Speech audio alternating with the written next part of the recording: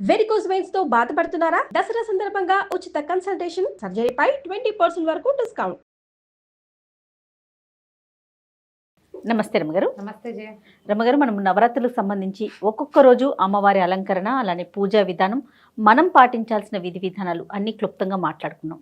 మరి దశమి ఈ రోజు యొక్క విధానం, ఈరోజు ఎలాంటి నైవేద్యాలు పెట్టాలి, ఎలాంటి పూజా విధానం ఉంటుంది, ఇవన్నీ కూడా ఒక్కసారి.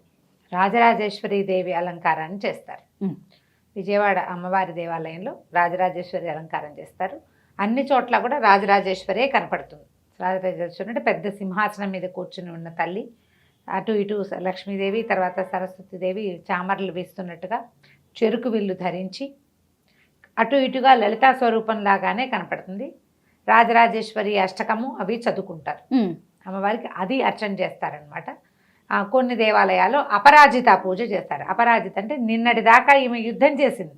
అవును, అమ్మవారి యుద్ధంతో మొత్తం దేవతలకి వాళ్ళకి కావలసినటువంటి అన్ని అఖండ ఐశ్వర్య ప్రాప్తి, అఖండ రాజ్య ప్రాప్తి, స్వర్గప్రాప్తి అన్నీ లభించినాయి. వాళ్ళు కోరిన కోరికలు తీరినాయి.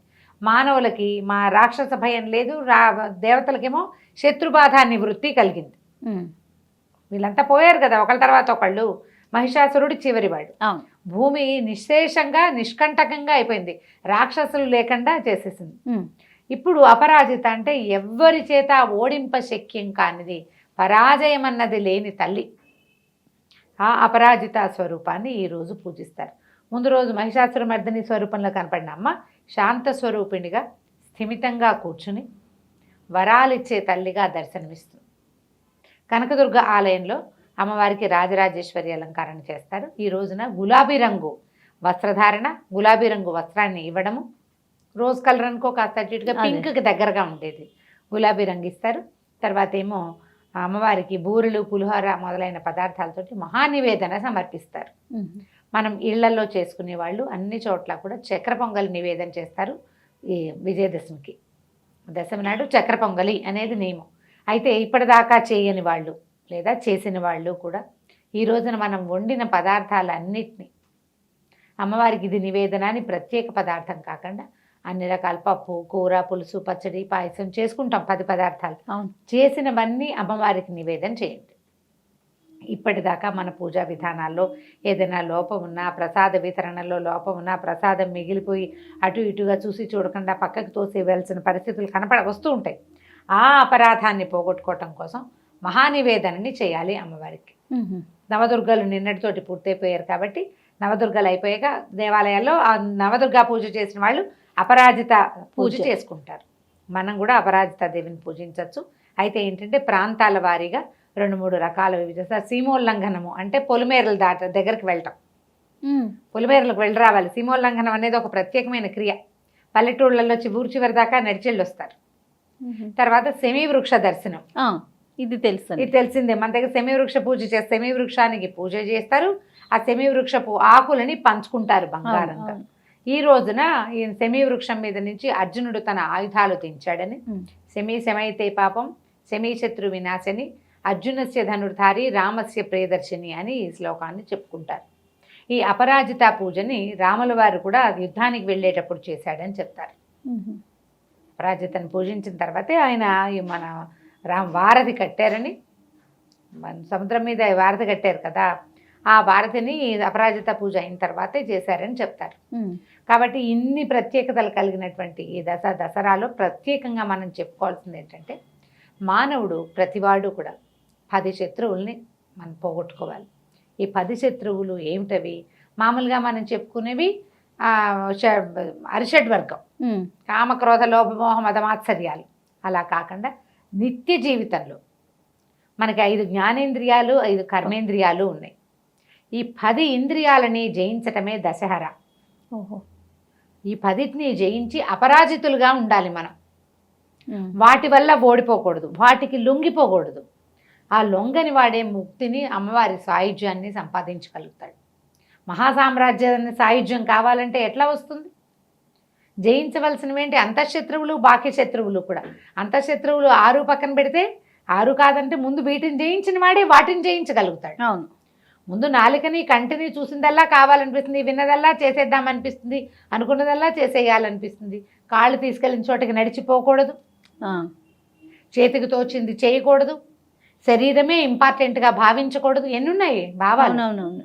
వీటన్నిటి జయించిన వాడే పూర్తిగా భగవత్ సాయుధ్యాన్ని పొందగలుగుతాడు.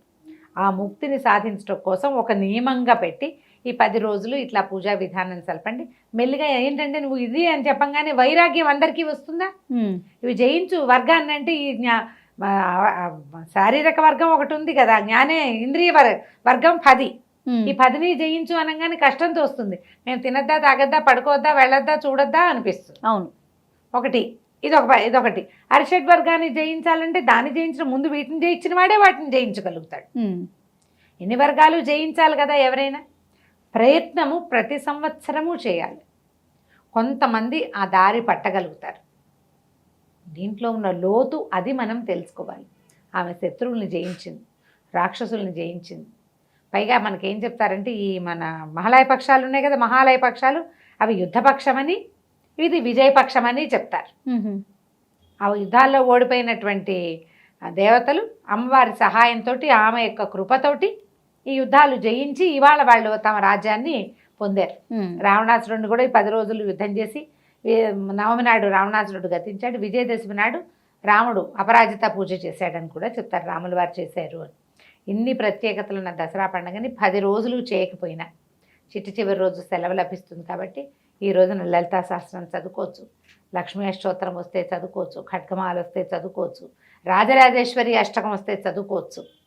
చిద్రూపీ పరదేవత భగవతి శ్రీరాజరాజేశ్వరి ఈ మకుటంతో ఉన్నటువంటి రాజరాజేశ్వరి అష్టకాన్ని చదువుకుని మన ఇంట్లో చేసిన 4 పదార్థాలని అమ్మవారికి నివేదన చేసి వచ్చే సంవత్సరం కూడా ఇలాగా ఈ విధంగానే నీ మహాసామ్రాజ్య సేవాకాలాన్ని మాకు ఇవ్వమ్మా అని నమస్కారం చేసుకోవచ్చు. కుదిరిన పువ్వులు, ఏ పువ్వులు దొరికితే ఆ పువ్వులతోటి అమ్మవారికి పూజ చేసుకోవటం, అష్టోత్తరం చేసుకోవచ్చు.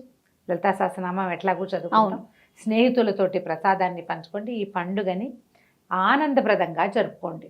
10 రోజుల పండుగ. మనం బతుకమ్మని ముందే పంపించేస్తారు. తెలంగాణ రాష్ట్రంలో అష్టమి నాడే బతుకమ్మ వెళ్ళిపోతుంది. నవమి దశములు దసరా పండగగా చేసుకుంటారు. ఇక్కడ కూడా జరిగేది అదే. ఈ దశమి నాడు ఏం చేస్తారు, ఈ సెమి వృక్షాన్ని చూసి కాస్త జమ్మి ఆకుల్ని అందరికీ పంచుకుంటారు. జమ్మి ఆకు ఏంటిది, పెద్దవాళ్ళకి దండం పెడితే 2 బంగారం అంటారు జమ్మి ఆకులు. ఆకుని బంగారం అంటాం ఓన్లీ భారతదేశంలో మాత్రమే ఉంది, గమనించగలరు.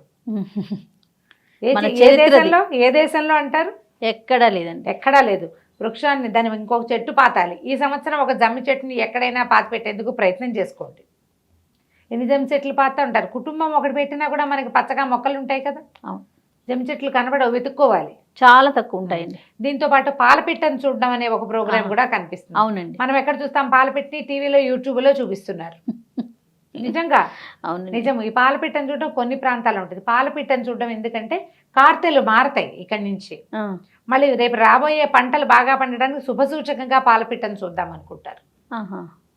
ఆ పాలపిట్టను చూడడము, సీమోల్లంఘనం చేయటం పాత రోజుల్లో చేసేవాళ్ళు. ఊర్లోంచి బయటికి పొలిమేరలు దాటడం, యుద్ధాలకు వెళ్ళేవాళ్ళు ఈ రోజున వెళ్ళేవాళ్ళు, దశమి రోజు వెళ్ళేవాళ్ళు. యాత్రలు ప్రారంభం కూడా విజయదశమి నాడు ప్రారంభించేవాళ్ళు. అప్పుడు ఇలా ఒట్టిగా వెళ్ళిపోయేవాళ్ళు కాదు కదా, జాగ్రత్తగా వెళ్ళేవాళ్ళు. అవునవును. మళ్ళీ వెళ్ళిన ప్రయాణం అంతా కాలినడక, అడవులు, దారులు ఎలా ఉండేవి. అప్పుడు దోపిళ్ళు జరిగేవి, ప్రమాదాలు జరిగేవి, జంతుజాలం ఏదైనా క్రూర జంతువులు పాలిట పడేవాళ్ళు, దిక్కుమాలిపోయిన పరిస్థితులు ఉండేవి. అందుకని అవి జరగకుండా ఉండడం కూడా ఈ సీమోల్లంఘనం చేయడం, పొలిమేర దాటడం ఇలా మంచి రోజుల టైంలో చేసేవాళ్ళు.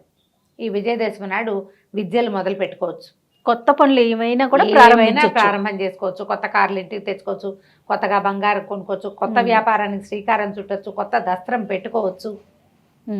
చాలా పనులకి విజయదశమి అత్యద్భుతంగా ఉంటుంది. ఈ రోజున మొదలుపెట్టిన ఏ పనైనా విజయాన్ని సాధిస్తుంది అని చెప్తారు. అలా విజయాలను ఇచ్చేటువంటి విజయదశమి శుభాకాంక్షలతో ఈ 10 రోజుల దసరా కార్యక్రమాన్ని ముగిద్దాం మనం. తప్పకుండా రమ్మగారు, మరొకసారి మీకు కూడా దసరా పండుగ శుభాకాంక్షలు అండి. నమస్తే. సుమన్ టీవీ ప్రేక్షకులందరికీ దసరా పండుగ శుభాకాంక్షలు.